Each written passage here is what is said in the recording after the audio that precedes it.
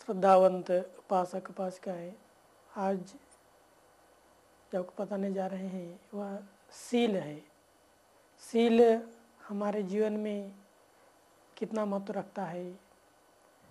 यदि हम सील का पालन करते हैं तो हमारे जीवन में इसका बहुत सारे लाभ हैं। हमारा जीवन सुखपूर्वक कैसे चलता है या हमारे जीवन कितना महत्वपूर्ण रखता है, इसे जानना बहुत कल्याणकारी है। जानकारी रखना भी बहुत अच्छा है। सील का बड़ा महत्व है। सील यानी कि हमारे जीवन के कुछ अंगों का, जिसमें हम कुछ कार्य करते हैं, बोलते हैं या कुछ चिंतन करते हैं, सोचते हैं, इन सभी में हमारा सील यानी हम कैसे बोलते हैं, क्या करते हैं, क्या सोचते हैं, इसका बड़ा महत्व है। भगवान बुद्ध ने सील का बड़ा महत्व बताया है, इसलिए उन्होंने हमारे जीवन में सील के साथ यदि हम जीवन व्यतीत करते हैं तो हमारा जीवन सुखपूर्वक जीने में सहायक होता है। उन्होंने सामान्य लोगों के हित के लिए, कल्याण के लिए 5 सील को बताई है। उसे पंचशील कहते हैं। पंचशील यानी 5 सील, इसमें 5 नियम है। वह है, प्रथम सील है पाणातिपाता वेरमणि सिक्खापदं समादियामि। किसी भी प्राणी हिंसा से विरत रहने की शिक्षा पद ग्रहण करना या ग्रहण करता हूँ। कोई भी व्यक्ति इस सील को धारण करता है, स्वयं के समान अन्य व्यक्ति को समझता है कि जिस तरह से अन्य व्यक्ति भी नहीं चाहता है कि कोई व्यक्ति मेरा हाथ पैर तोड़े, मुझे पीटे, मारे, तो हमें भी चाहिए कि हम उसे अन्य व्यक्ति को न मारे न पीटे। धम्मपद में भगवान बुद्ध ने कहा है, सब्बे तस्सन्ति दंडस्य सब्बे भायन्तु मज्जनो। सर्व प्राणी दंड से डरते हैं, भयभीत होते हैं, मृत्यु से भयभीत होते हैं।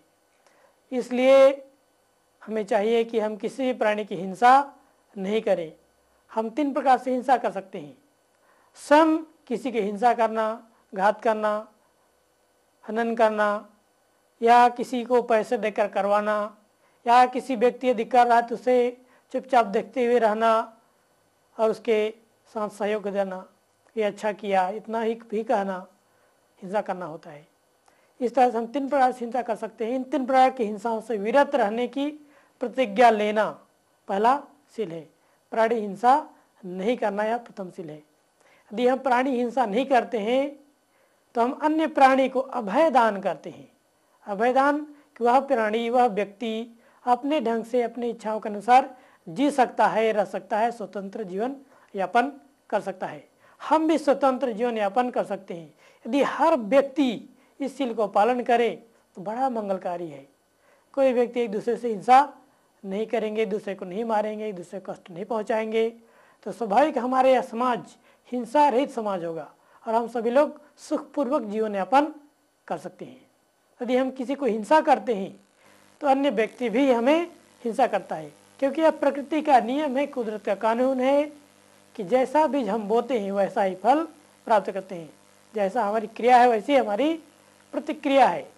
जो हम क्रिया करेंगे वैसा ही हमें प्रतिक्रिया प्राप्त होती है।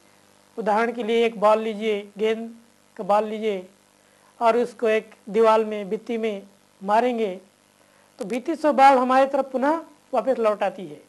इसलिए यदि हम किसी का हिंसा करते हैं तो उसका दंड हमें भी भुगतना पड़ेगा। आज या कल या भविष्य में कभी भी इसका दंड अवश्य भुगतना पड़ता है। इसलिए हमें हिंसा नहीं करनी चाहिए। हिंसा नहीं करने की विरत एक प्रतिज्ञा करनी चाहिए कि मैं हिंसा नहीं करूँगा। चाहे वह प्राणी किसी प्रकार का प्राणी हो, चाहे वह मनुष्य प्राणी हो, 5 इंद्रिय वाला प्राणी हो, चाहे वह चलने वाले प्राणी हो, चाहे स्थिर रहने वाले प्राणी हो, जैसे पेड़ पौधे, चलने प्राणी वाले प्राणी मनुष्य सत्व, अन्य सत्व, या बहुत बड़ा शरीर वाले जैसे हाथी है, मध्यम शरीर वाला प्राणी, छोटा शरीर वाला प्राणी, बड़ा शरीर वाला प्राणी, लंबा शरीर वाला प्राणी, जिसे स्नेक, सर्प है, कोबरा है इत्यादि, बहुत सारे सर्प हैं, केचुए हैं इत्यादि। छोटे प्राणी, बहुत छोटे प्राणी, सूक्ष्म प्राणी, वह एक इंद्रिय वाला प्राणी, बहु इंद्रिय वाला प्राणी, एक पैर वाले प्राणी, दो पैर वाले प्राणी, चार पैर वाले प्राणी, बिना पैर वाले प्राणी, स्थिर प्राणी, कैसा भी प्राणी हो, दृश्य अदृश्य सभी प्रकार के सत्यों का हिंसा नहीं करना, यह नियम है या सील है कि हम हिंसा नहीं करेंगे। प्राणी हिंसा से विरत रहने की शिक्षा पद भगवान बुद्ध ने दी है। लेकिन भगवान बुद्ध ने इसमें मध्यम मार्ग भी बताए हैं कि हम यदि किसी भी हमें जीवन यापन करना है तो हमें भोजन करना है। भोजन के लिए हम केवल पेड़ पौधे हैं, शाखाएं हैं, इनका उपयोग कर सकते हैं। तो हमें किसी भी अन्य प्राणी की हिंसा भोजन के लिए नहीं करना चाहिए, क्योंकि हम जिस तरह से जीवन यापन करना चाहते हैं वैसे ही ठीक अन्य प्राणी भी जीवन यापन करना चाहते हैं। जिस तरह से हम चाहते हैं कि हमारा जीवन सुखपूर्वक जिए, हम चाहते हैं किसी भी व्यक्ति हमें तकलीफ न पहुंचाए, कष्ट न पहुंचाए, हमें न मारे, ठीक वैसे ही हमें भी चाहिए कि हम किसी अन्य प्राणी की हिंसा नहीं करें, उन्हें नहीं सताएं, नहीं मारें, नहीं पीटें, उनकी हत्या नहीं करें। यदि हम इस सील का पालन करते हैं, यदि हम अन्य व्यक्ति को नहीं मारेंगे, अन्य व्यक्ति हमें भी नहीं मारेंगे, यह पहला लाभ हमें प्राप्त होता है। अब है सुखपूर्वक हम जी सकते हैं, अपनी इच्छाओं के अनुसार हम जी सकते हैं, सुखपूर्वक जी सकते हैं, शांतिपूर्वक जी सकते हैं, आपस में झगड़े नहीं होंगे, आपस में बैरभाव नहीं होंगे। इसलिए हिंसा करने से विरत रहने से यह लाभ है कि अन्य प्राणी को भी हम मैत्री करें, हिंसा नहीं करें बल्कि क्या करें, मैत्री करें। मैत्री करने से अन्य प्राणी भी हमें मैत्री करेगा, हमें भी सहायता करेगा। इसलिए ही हमारे मनुष्य जीवन में रीति रिवाज है, शिष्टाचार है, आपस में बंधुभाव है या रिश्तेदारी है। ये रिश्तेदारी किस लिए? एक दूसरे की सहायता के लिए, न कि एक दूसरे की हिंसा के लिए।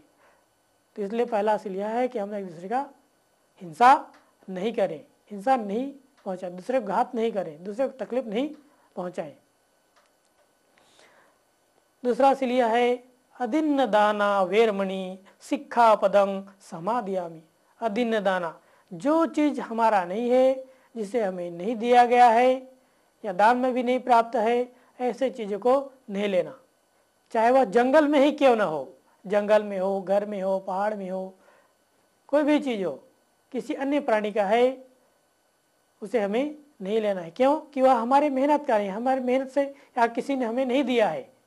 यदि कोई व्यक्ति को हम दान मांगते हैं कि वो हमें देता है पुरस्कार रूप में, गिफ्ट रूप में, तो हमारा हो सकता है, कहना चाहिए वो चीज हमारा क्या है, स्वयं का है, अपनी मेहनत से हमने उसे अर्जित किया है, तो उसका उपयोग हम अच्छे ढंग से कर सकते हैं। लेकिन दूसरे व्यक्ति के यदि हम वस्तु को, चीज को चुराएंगे तो अगले व्यक्ति को क्या होगा, कष्ट पहुंचता है, तकलीफ होता है, जीवन जीने के लिए तकलीफ होता है, अन्य चीज़ों के लिए भी तकलीफ होता है। इसलिए यदि दूसरा व्यक्ति तकलीफ में होता है, एक दूसरे की यदि चोरी करेंगे तो एक दूसरे में क्या होगा, एक दूसरे की चोरी करेंगे, एक दूसरे का हानि पहुंचे, एक दूसरे को दुख मिलेगा।